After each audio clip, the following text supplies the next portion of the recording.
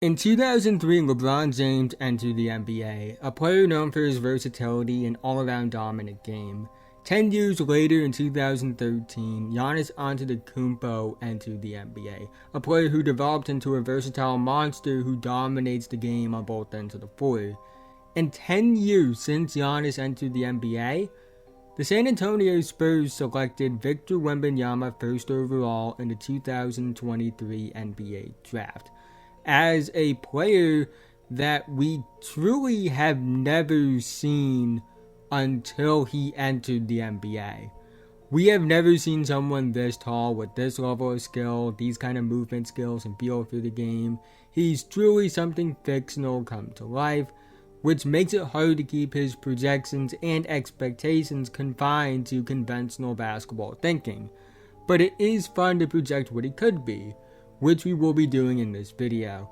But quickly, before we go any further, if you're new and like basketball, I would really appreciate if you would like, subscribe, and hit notification bell notified whenever I release a video. I make videos about basketball all the time, and liking and subscribing are the two best ways you can help me out in the YouTube algorithm, and help me reach my goal of 10,000 subscribers by the end of the year. Let's try and get 100 likes on this video so YouTube will recommend it to others. Anyways, let's talk about Victor Wembanyama.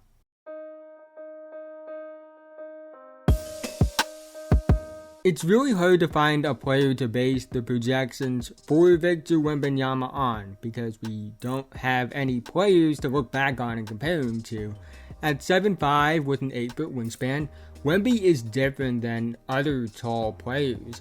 He's more fluid than any player that comes close to that height that has played in the NBA at some point. He has legit guard-wing fluidity, which is absolutely ridiculous at his height. He moves well north to south in a straight line, east to west laterally, he's flexible, he has great body control, he has decent quickness, he has good open floor speed for his size. His athleticism and movement skills would be NBA level if he was 6'5", let alone 7'5", and that's not even factoring in his skill and feel for the game.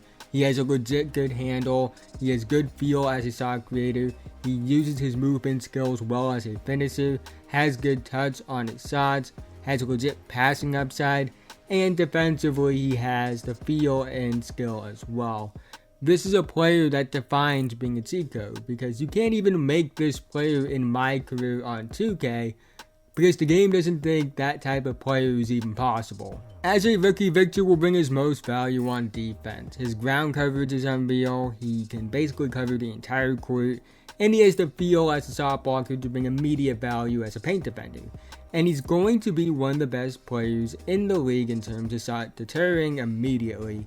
He can hold his own on switches, he can play multiple defensive coverages, he has good defensive feel, and I wouldn't be shocked if he's all defense good as a rookie. I actually project him to have a better defensive rookie season than Evan Mobley, and Mobley was all defense good as a rookie even if he didn't make a team. Now, he will have a few plays where he gets bullied by a Jokic or an Embiid, but like with Chet Holmgren, and when I mentioned that in that video, Wemby brings his most defensive value with his ground coverage and versatility. And given his outlier physical tools, it's going to give opposing offenses problems out the gate. And he should be, at the very least, an effective defender immediately. And I wouldn't be shocked if, even as a rookie, he's a game-changing defender. Offensively, as a rookie, it's a bit more interesting, because I think some people believe Victor is a big. So he's just going to do a lot of rim running, lobs, on top of flashes of self-creation. The way I view it is he's a 7'5" wing. I would play him on the wing right away, and I think the Spurs might consider that as well. He will have his ups and downs. That's true with all rookies. He will have moments where he struggles to deal with physicality. He will have moments where he forces bad shots. He also will have moments where he is unguardable, because he is 7'5" and can play on the wing. So when you look at it that way, he's too skilled for guys that can match his height, because he has much better movement skills and much better feel for the game than most guys that tall. And in terms of guys that can handle the skill and the quickness, they aren't going to be able to match his height. So he could shoot over defenses. There are just going to be so many plays where he's using his handle, he's using his movement skills, and nobody will be able to stop him. And that will be true as a rookie. I think he's going to have a lot of big scoring nights as a rookie. I wouldn't be shocked if he had multiple 40-point games in his rookie season, just because he's that skilled and has that much of a physical advantage against most of his opponents. My rookie stat projection for Victor Wembanyama is 21.7 points per game, 8.6 rebounds per game, 3.5 assists per game, 2.7 blocks per game, on 46.1, 31.7, 82.5 splits. I think he's the easy favorite for Rookie of the Year going into the season. I think there is a chance that he is all-star good as a rookie, and I don't say that lightly. We haven't seen a rookie all-star since Blake Griffin, and that was all the way back in 2011. But it's not a guarantee that he is all-star good as a rookie, especially as a teenager. LeBron wasn't even all-star good as a rookie when he was a teenager. So, it's not a guarantee, but I do see a world where it happens. I think that he could be all-defense good as a rookie. I think he'll be inconsistent on offense. He will have his ups and downs, but he will show a lot more positives than negatives in his rookie season. I think he's going to be very productive. Maybe not the most efficient player, especially for someone at 7'5" and really has the skill that he does. But considering, I think the Spurs will let him be adventurous with his shot selection, let him experiment with his shot creation, like we saw with the Mets 92, I don't think he will be overly efficient as a rookie. But I do think what he brings on defense and having more than enough flashes on offense to be one of the more productive rookie teenagers we've seen in recent memory, it wouldn't shock me if he was able to make a claim for the best rookie season by a teenager in NBA history. Now, when it comes to his potential peak projections, this is where it gets really insane, because the best possible version of Victor Wembanyama and what that player could look like feels like something that should be impossible. And I didn't even know if I wanted to take it this far when I was writing the script for this. My potential peak projections for Victor Wembanyama are 33.3 points per game, 11.2 rebounds per game, 5.2 assists per game, 3.7 blocks per game on 53.4, 38.9, 88.1 splits. To put that into perspective, that's numbers from a points, rebounds, assist perspective that is similar to what Giannis Antetokounmpo has averaged basically every season he's made the All-Star team per 36 minutes. Because Giannis is one of the best per minute scorers we've ever seen. Now, when I look at Victor's projections, one thing I will say, I don't think he will ever be an elite 3-point shooter. But I do think he's going to be a really good mid-range shooter. I think in terms of 3-point shooting, he will reach Miles Turner levels, which will be fine, considering what he's going to be able to do as a passer, mid-range scorer, slasher, post-up guy potentially, and also someone that can do all the big stuff. I don't think the fact that he'll likely be like a Miles Turner level 3-point shooter really takes away from how dominant he has a chance to be.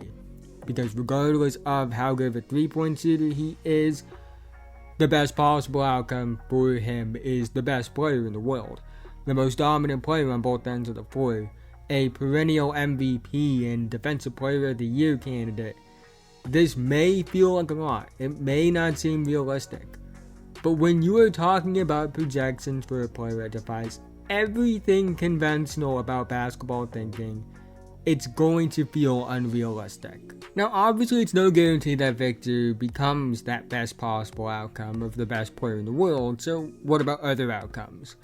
I think the middle ground outcome for Wemby is a perennial all-star. It's a borderline All-NBA guy, someone that could be one of the better two-way players in the league, put up good numbers.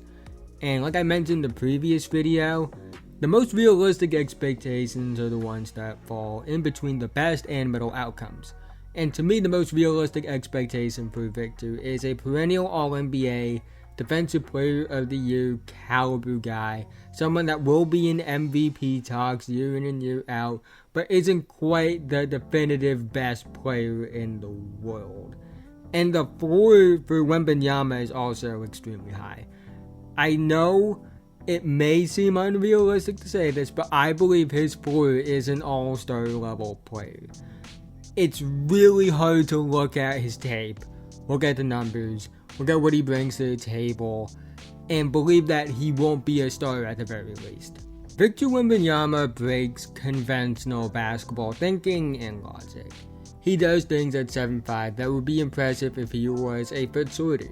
He does things at his size that simply don't make sense. It's no guarantee that he reaches his full potential, but when you look at his frame, skill, feel, motor, and intangibles, it's hard to not think of the possibility that this could be the best player in the NBA one day.